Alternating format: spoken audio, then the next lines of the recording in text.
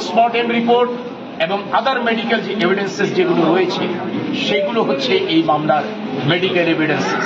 এবং এই medical evidences যারা প্রস্তুত করেছেন, যারা বিজ্ঞ আদালতে দাখিল করেছেন, তারা মৌখিক এবং দালিলিক সাক্ষ্যের মাধ্যমে এই মেডিকেল এভিডেন্সগুলোকে করবোরেট করেছেন।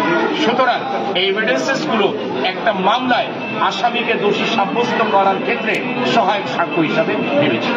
আর একটা প্রশ্ন আছে, সেটা হচ্ছে যে এখানে কি আসামি পক্ষে কোনো সাক্ষী উপস্থাপন করা হয়েছে?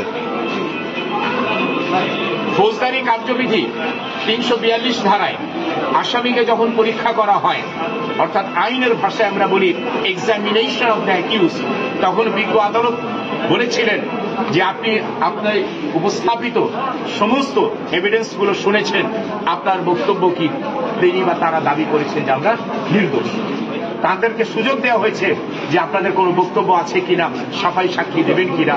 এই ক্ষেত্রে আসামিরা কোন ধরনের কোন বক্তব্য কিংবা সাফাই সাক্ষী কোন সাফাই সাক্ষী দিতে চান নাই, আসামি দিতে চায়নি।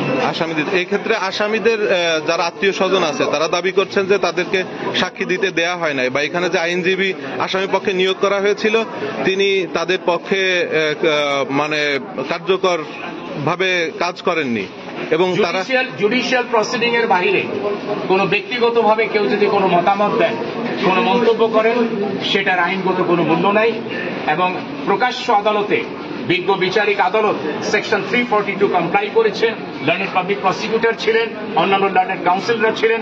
কাজে কে কি বললেন এই বিষয়টা এই মুহূর্তে এটাকে আমি আমলে নেওয়ার আমার কোনো সুযোগ নেই। Thank you.